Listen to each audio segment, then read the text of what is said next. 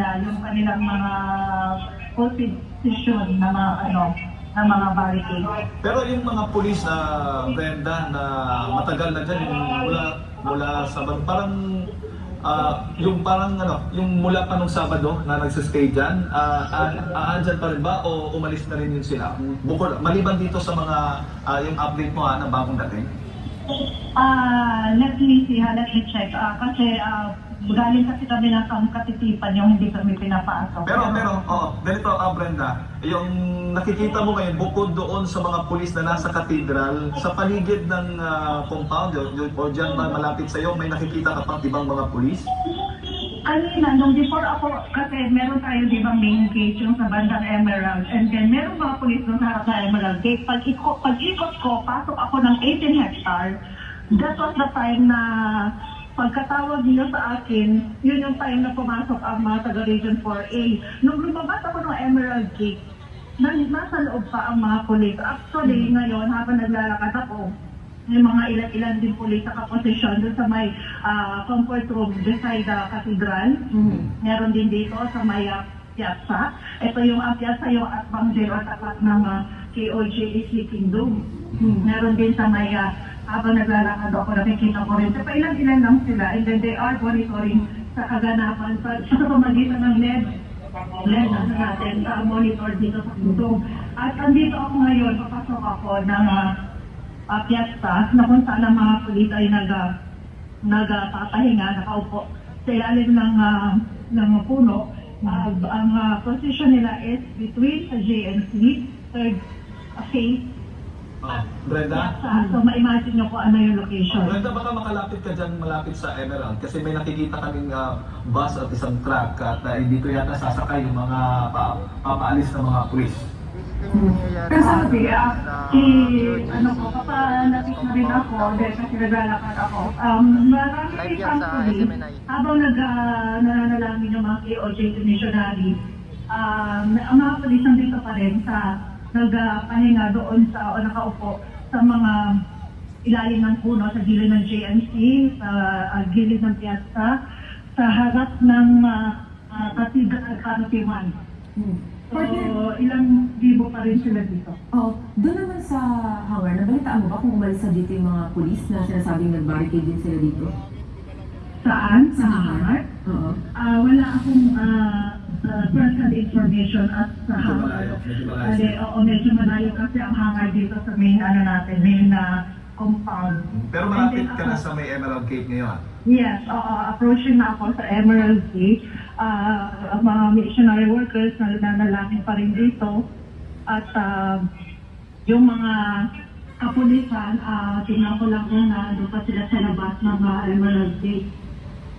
Kikita natin, Brenda, nakapalibot pa yung buong, napapalibutan pa ata ang buong katedral, kung hindi ako nagkakamali. Yes.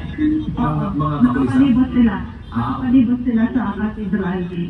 Pero hindi po pwedeng pumasok doon sa loob ng katedral? Nagpapatuloy ba yung kanilang ginagawang pagkalugan doon sa loob? Hindi ko alam ang nangyayari sa loob, pero ang nakikita ko is that nakapalibutan siya and walang pinapapasok na mula sa atin. Okay. Pero malapit ka na dyan. Ang inaantabayan na natin Nandito ngayon... na ako sa Emerald Gate. Ang inaantabayan natin ngayon ang abogado, si Attorney Torion. Kasi nandun niya, sabi mo, nasa Camp Katitiban, di ba? Pinatawag siya. Nandun nag-usap si Tore at itong ang kampo ng Kingdom of Jesus Christ. Yun na lang ang hinihintay yung order from the regional director para makabetake na silang lahat. At yun nga, ang inaano kanina dito, ang kini-question nila sa Emerald Gate, bakit?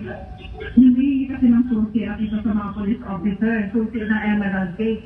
Ang buksan daw ang gate, so ikaw tama yung pagkakarinig ko, gusto nilang pabuksan yung gate natin, yung main gate sa Emerald. So, pero wala pang malinaw na dahilan na nanggaling sa kapulisan. That's why bumalik ulit tayo sa mga pananalangin na kung ano man ang kanilang pang bagong plano na hindi maganda ay ating uling idudulog sa pamagitan ng panalangin. At meron pa akong narinig na parang sinabi ni Tore, I'm not mistaken, is that kung baga region 13 na police daw ang pull out lang. I'm not, hindi ko pa to ma-assure na it is, kasi sinabi sa akin ng ating, ng reporter ng, SMNI din, kasi sila nakamonitor sa press conference. Oo. Pero yun ang aking narinig. O Brenda, makakasama din natin ngayon. Magtatanong din ito si Sir Jay Sonsa. Sir Jay,